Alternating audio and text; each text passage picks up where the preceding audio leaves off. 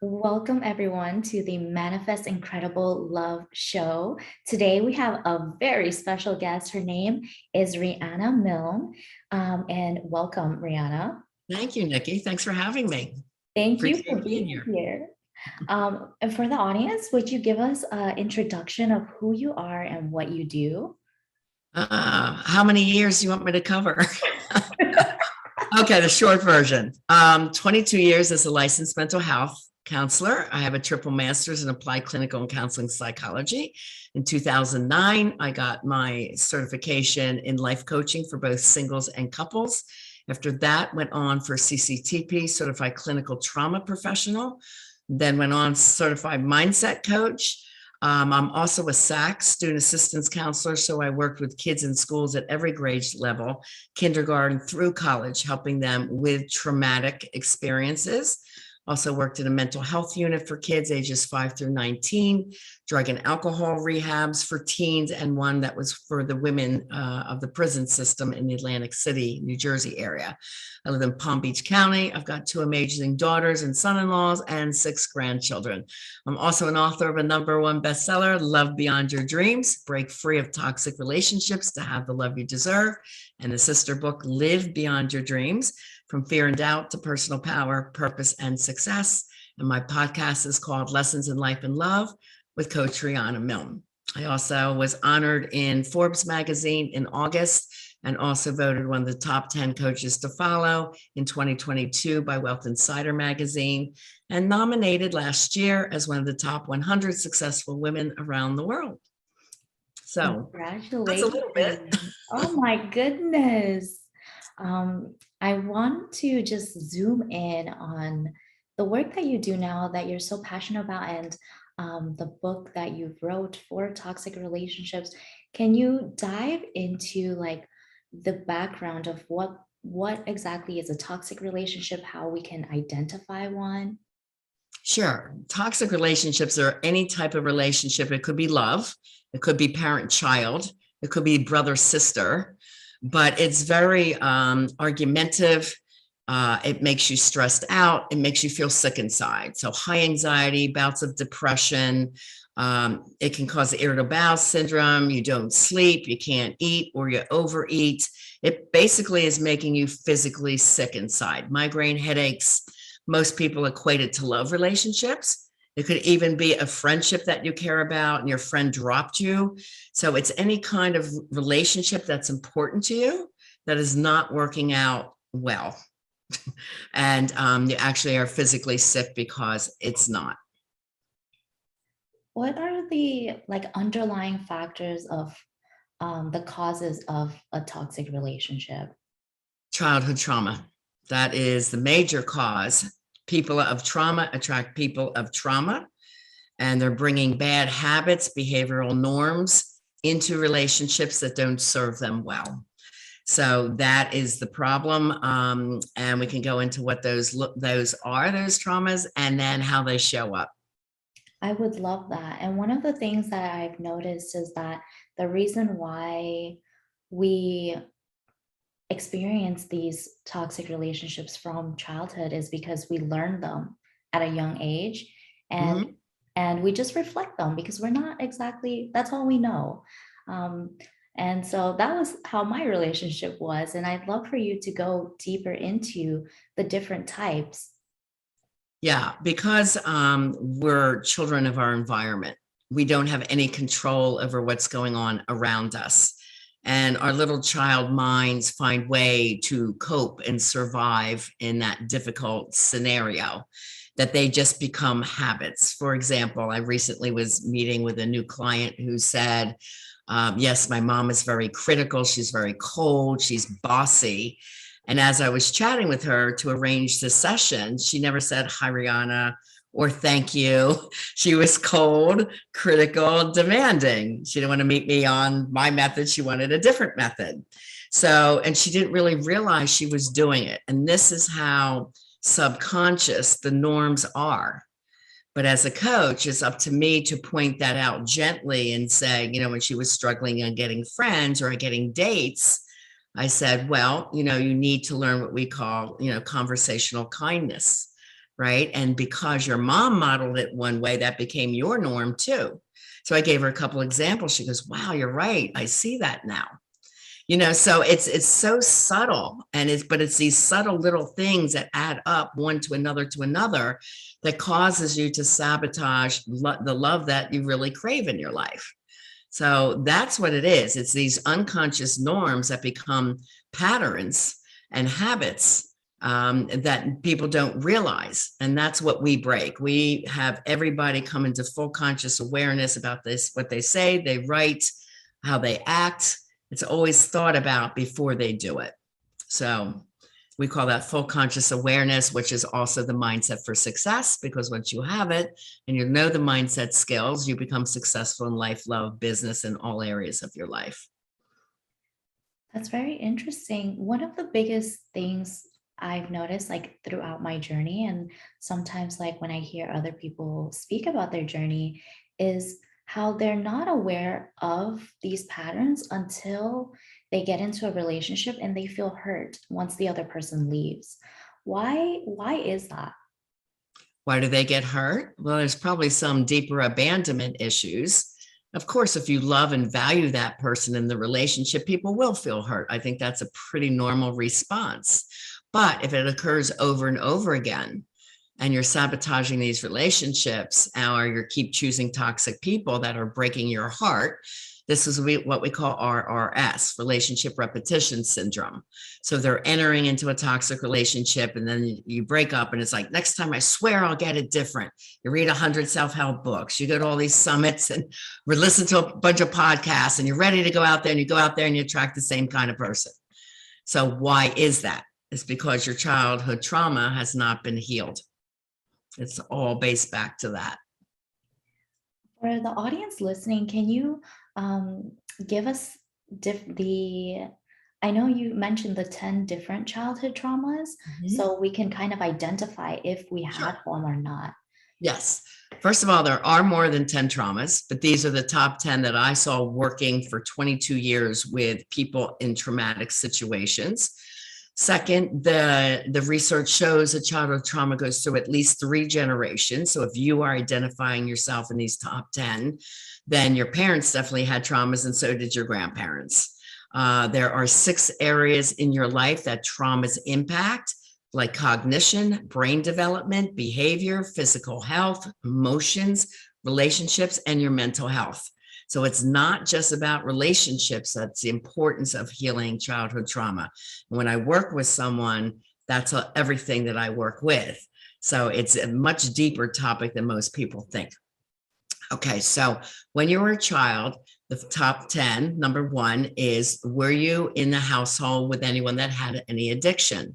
Now, I'm also an LCADC, which is an addictions counselor. So I named 12 addictions. The Kaiser Permanente, which they call the ACE test, only said if your parents had drugs or alcohol. And I'm like, what about the rest? So here's the rest. Sex, meaning you knew your parent was a cheater. Porn use, gambling, hoarding, spending, eating, gaming, TV watching, workaholism, or social media computer addiction. So that was more of a priority to the parent than interact and having fun and supporting the child. Second one is verbal messages. So that means not hearing the words, I love you, not being given compliments.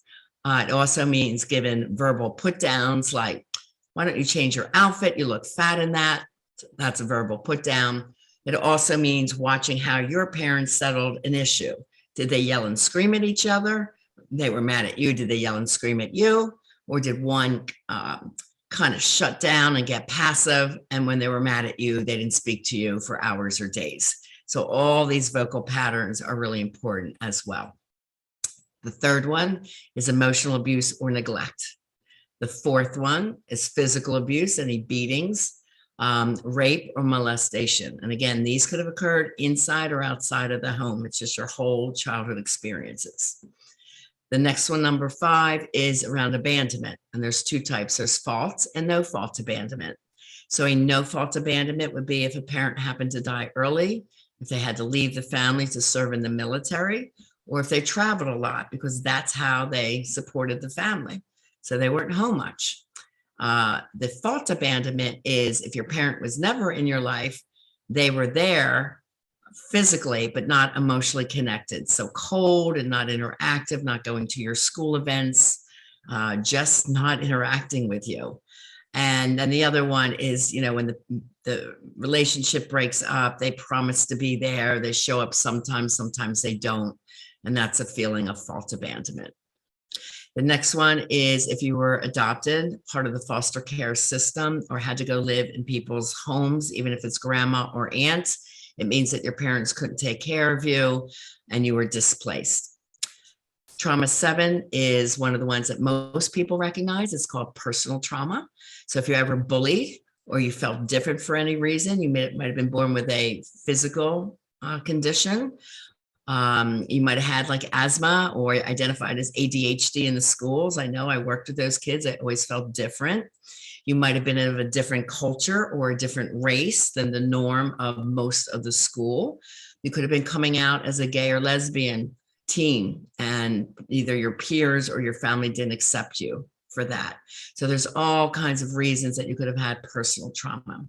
Trauma 8 is sibling trauma. This could be your sibling was born with medical conditions that commanded more of mom and dad's time, or they bullied you, or most often you perceive them as the favored one, the golden child. So they were the star athlete, more handsome or beautiful, or the smarter student. Trauma 9 has two areas, family and community. So community trauma is like our COVID pandemic. It infected everyone. Community trauma is what's going on in our political world. Community trauma is our mass shootings, our school shootings, our Mother Nature events. It impacts the community at large. Family trauma would be the family's reaction to the community trauma. It also could be if a parent was incarcerated or you grew up poor, you were in a dangerous neighborhood. It also could be if, you moved a lot because you're a military family and that made you the new kid in school all the time. And then trauma 10 is if mom or dad had any mental health issue. The most difficult for children to navigate around is bipolar and borderline personality disorder. So borderline, I describe it as fast trigger anger. They get mad at something that nobody else would. When they're good, they're great. When they're bad, they're horrid, and the kid never knows what they're going to get. So it's always that walking on eggshells around that parent. Bipolar means manic depressive. So depression can show up as negativity, anger, and acting out, or just, you could also be checking out. And extreme fatigue could also be depression. A manic phase, a lot of people say, is that the high and happy one? Well, it could be, but it's often mixed with an addiction, like a spending spree or a drinking binge or a gambling binge. So those are the top 10 traumas. I can identify with a couple of those personally. Yes. And for me, one of the biggest things was like the workaholism. And that transferred into like my adult relationships where I prioritized work over my relationships, and that caused a lot of neglect to my partner, neglect to my family, and not knowing how to properly separate myself from that situation so that I can refocus where my priorities are. Yeah. And also, that's usually one of your cultural norms. Coming from the Asian culture, very hardworking people, a lot of value placed on work and studying hard, accomplishments. One of the other things too is just the not being able to express myself emotionally because my mom especially, was a very dominant character in the household. So everything she said, everything she did, it was my way or the highway. How do you navigate around that for your clients if they come to you and they're not sure how to identify their trauma and move into a better space? Yeah, it's my job to identify the traumas and put the puzzle pieces together so they understand it. I have a quote: you can't change what you don't know or understand. So with you just telling me that, then you're telling me there was verbal messaging, trauma number 2, which probably led to also trauma number 7. You never felt good enough. You couldn't measure up. You were always working so hard to try and prove yourself and probably get some verbal accolades like, great job, Nikki, I'm proud of you, those kind of things, right? Sorry, 1 second. It's Talking a lot incredible. today. Yes, it's incredible the way that you're able to identify all of these patterns right away just from the story in the background, because it is true. I grew up and I was always striving for achievement, but I never felt happy. I was doing all of these things and everybody was like, oh my God, you're doing amazing. You're getting A's, you're getting this. But then I never felt fulfilled. And I was like, no, no, no, I'm not there yet. I'm not there yet. I'm not there yet. Kept striving and striving. And it just felt empty. It was always that empty void. Yeah, you have to do it because it's something you want in your life. This is where we say, create the life you desire. So I get to the bottom of, what does my client really desire? So many kids were pushed into college. You have to do this because the job you want isn't going to work out, so they're pushed in a certain direction, but it's not their passion.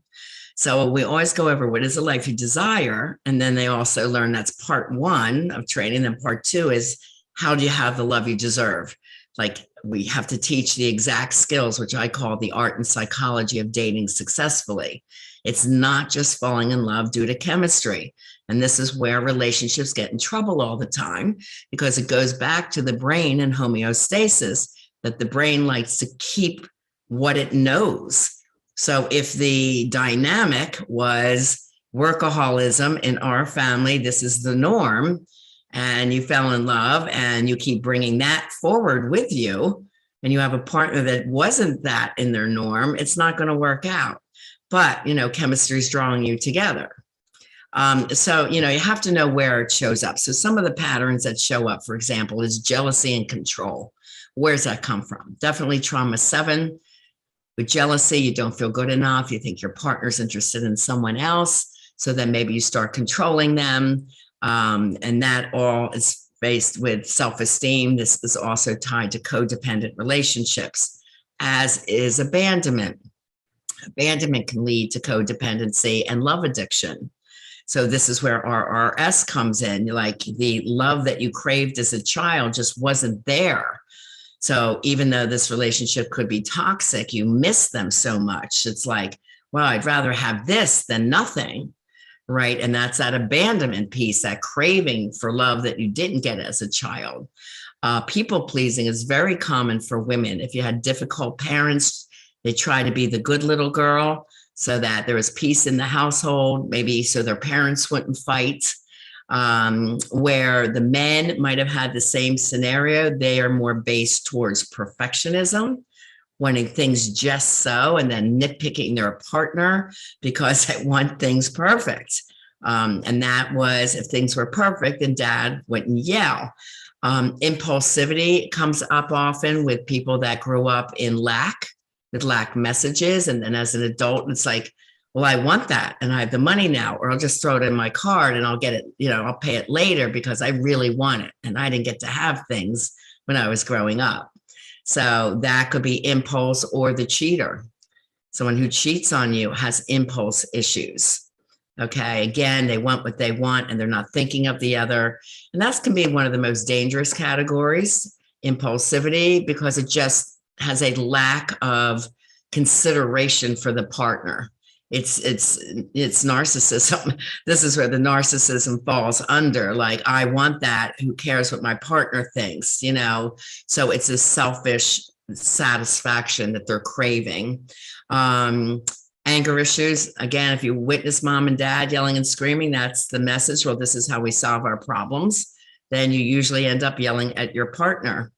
Also, the blaming behavior, where they don't take responsibility. Well, they want to be right. They have to be right. They're compelled to be right. So to prove themselves right, they make everybody else wrong. So it's blaming everybody else or blaming the situation versus taking responsibility. So those are just a few ways that it can show up in love relationships. Wow. I did recognize quite a few of those patterns, Mhm. how I've acted before, and it doesn't come from like a negative place. Like I never wanted to do that, but sometimes it just happens like in the heat of the moment. It's just like, oh, well, you know what? Like, fine. Like just if it's not my way, then I don't want it. And instead of sitting down and having conflict resolution, it's just like, I'm just going to be selfish and this is exactly the way that I want it and I'm just not going to consider your feelings at all. Yeah, that's what we call when you react quickly, being emotionally triggered, which is a Mhm. clear sign that your trauma has not been cleared for you and healed. And yes, we have not been taught the proper communication skills that are really necessary to sustain a relationship. My first degree is from Penn State in broadcast communications. So I have a lot of communication patterns that I teach my couples that I work with and singles for dating and to get out there and feel really empowered about themselves on a date.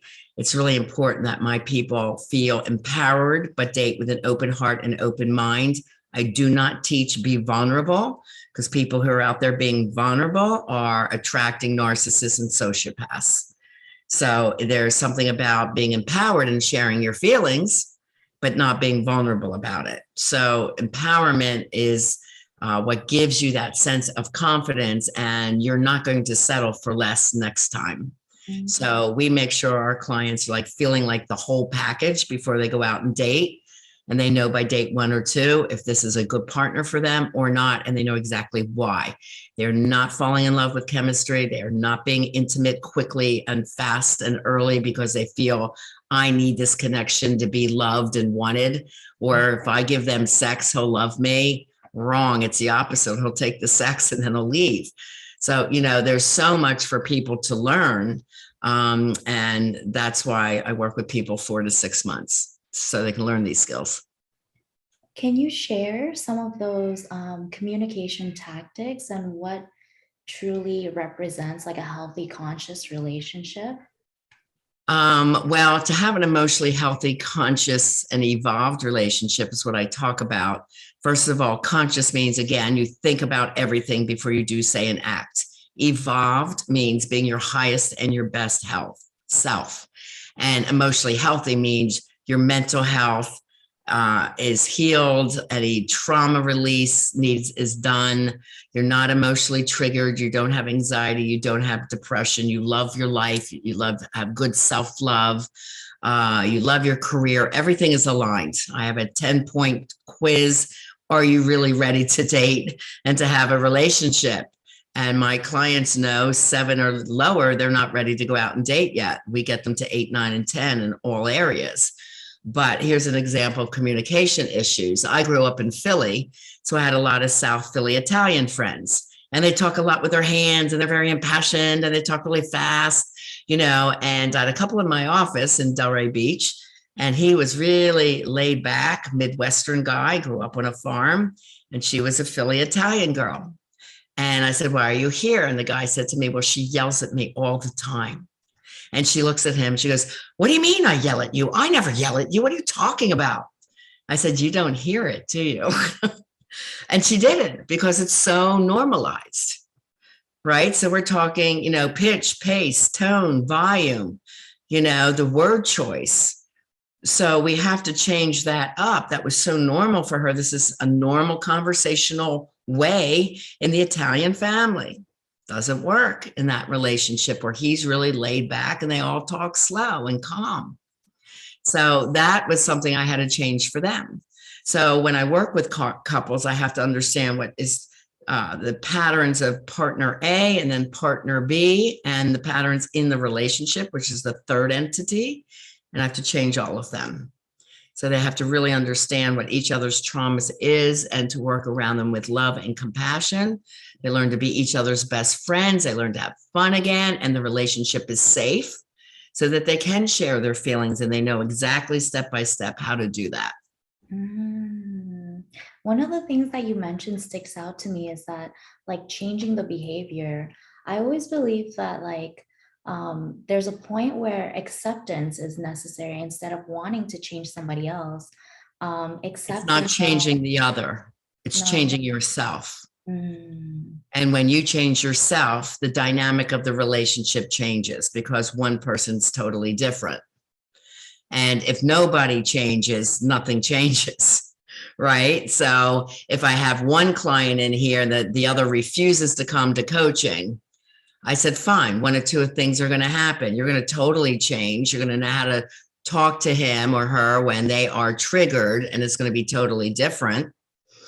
And you're going to be very confident. So either you are going to be ready, like, I don't want this toxic situation anymore. He's refusing to change or get help. I'm moving on. And they move on as a very confident, empowered single. Or they change so much, my people gain weight, they look happier, they look sexier. And the partner's there, oh my gosh, she's really changing. Someone else is going to want her. And then they call me. It's like, Riana, can I join my wife during coaching? And I said, well, I'll ask her because you were always invited, but she is the primary client. So now it's up to her. So it is like they are almost out the door and then they realize what they lost. And that partner is so strong, but still calm, that they're just not going to take the BS anymore. And that's why it works. So like when I have someone on the phone, oh my gosh, I really want to do this, but he won't. I said, then you start, let's go. And that's, then that you're going to know whether to stay or go. Because so many people stay in a toxic relationship so long and they're like, should I stay in this? Should I go?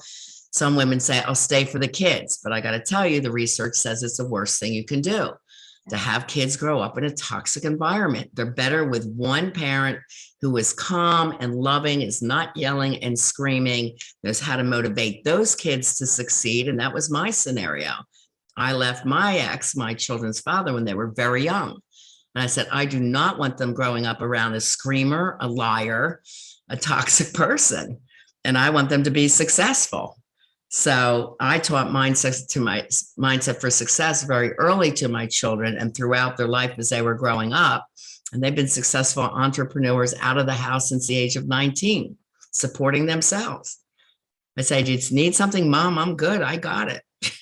So one is a millionaire coach today, Lexi Panos, you might have heard of her. She's been in the coaching field 11 years around the globe. And my other daughter was a supervisor for JetBlue at age 24, doing the job she created, she wanted. So, you can, teach yourself. And then I say, please turn around and teach your kids. And I was teaching empowerment to my students, and then their grades went up and their friendships were better and they were happier. And the teachers even liked them better because the teachers kind of are turned off by the kids that's always acting up in class. They're the problem student. And we changed that.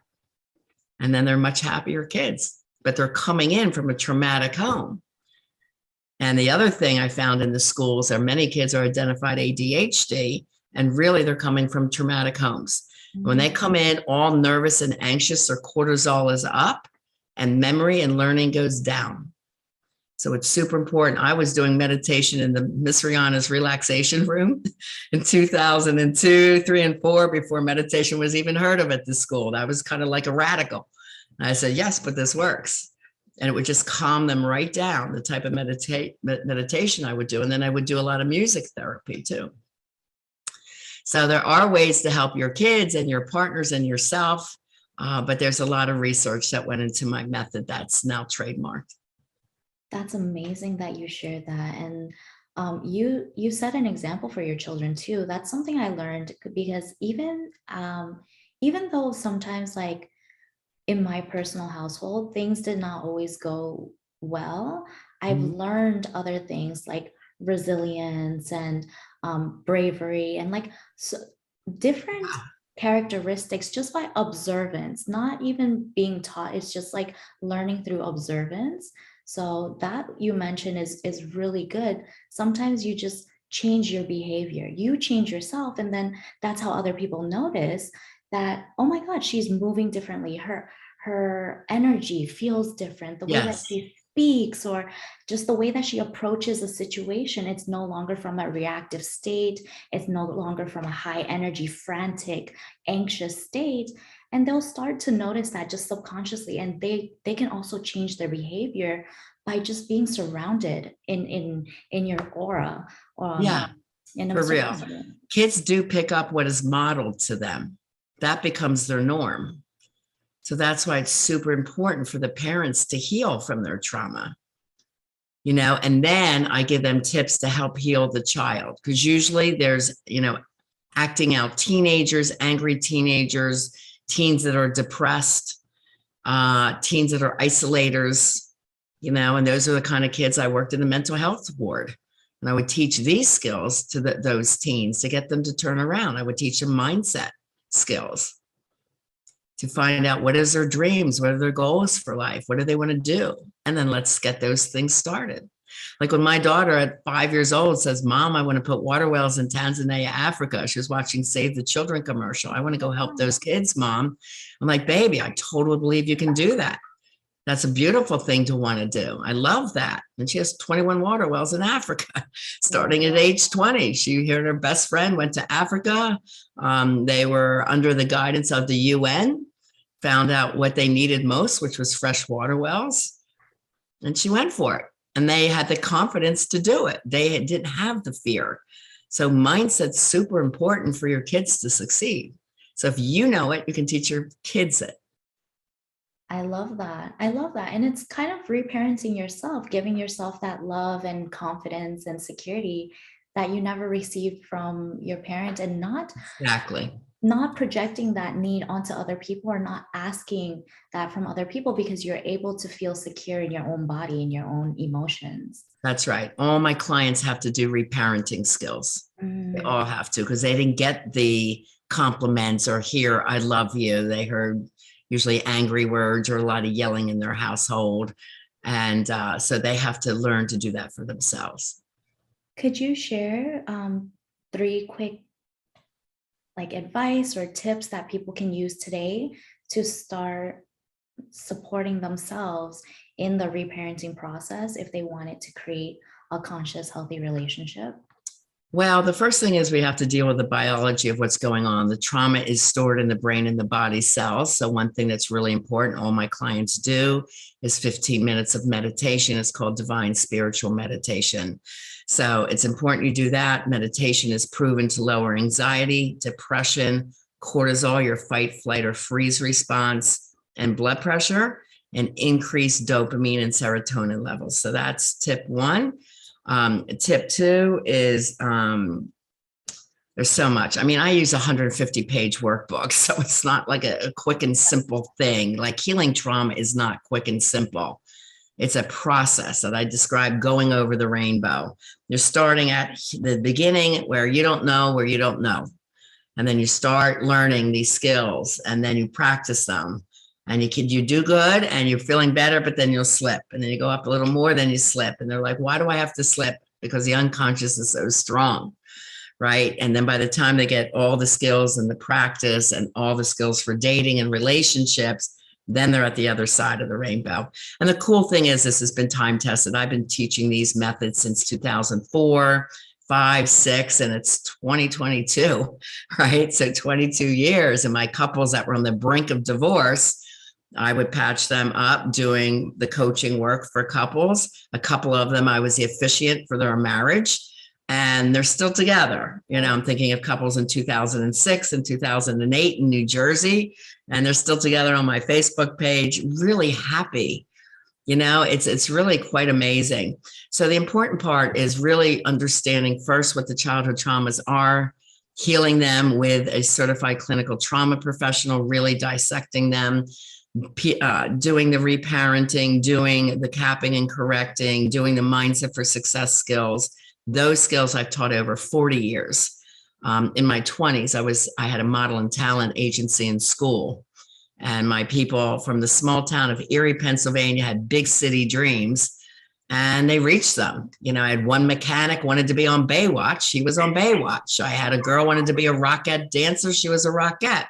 My own daughter wanted to be a singer. She sings on 3 multi-platinum CDs and then went on to TV hosting. So, I mean, whatever the dreams are, if you have the skills, you can reach them. Yeah. So with every client I work with, it's like, what is the life you desire? Let's clean this part up. Let's get your belief system intact. The third one I would share is spirituality. You have to have a sense of spirituality and faith for your healing. And many people don't know that. So I have to teach those skills. Life balance, the balance triangles. There's just a lot to learn. And then, we state the goals and we go for the goals using all these different skills. And then when they're done their program, they look back at module 2 where they started off. They're like, oh my God, like I was at 10 and 5 and 20 on these things as far as my level of happiness out of 100. And they're like 90, 98 by the time they graduate in 15 different areas. So that's friendships, finances. Did they want to lose weight? It could be any goals that they have. And we look at all of them. That is a life portion. What would you need to feel happier? Amazing. So just to recap, the first one was meditation, 15 minutes of meditation. The second one was an observance of what exactly is your personal areas of need in your life. And right. then, What is it that you want, and cleaning up the trauma and setting your goals and moving forward with the new skills that you have. And then the third one is, the one I just mentioned. okay. Fantastic. Thank you so much. And I know you have a special gift for the audience that are watching. Could you share that with us as well? Yeah. If you go to my website, it's my name, rianamilne.com. And on there is a free ebook on the homepage. There is free book chapter downloads of both the books, Live and Love Beyond Your Dreams, like the first 60 pages. And then the 4 free love tests, with one of them being the childhood trauma checklist. So if you didn't get to write it down today, just go to my website, fill that out. I do work with singles and couples. If you want to dive deeper into your personal concerns, there's a great promotion going on right now for the Life and Love Transformation Discovery Session. So you can sign up for that at the promotional rate right on the website. And of course, check out Lessons in Life and Love with Coach Riana Milne. You're going to get a lot of information on my podcast. Thank you so much, Riana, for your generosity. And as always, I will link the link right below the video so you guys can access Riana's website and access all of the offerings that she has. For everyone who is listening, please join us again. We have so many more amazing interviews coming your way. Again, thank you so much, Riana, for being with us here today. You're welcome. Thanks for having me.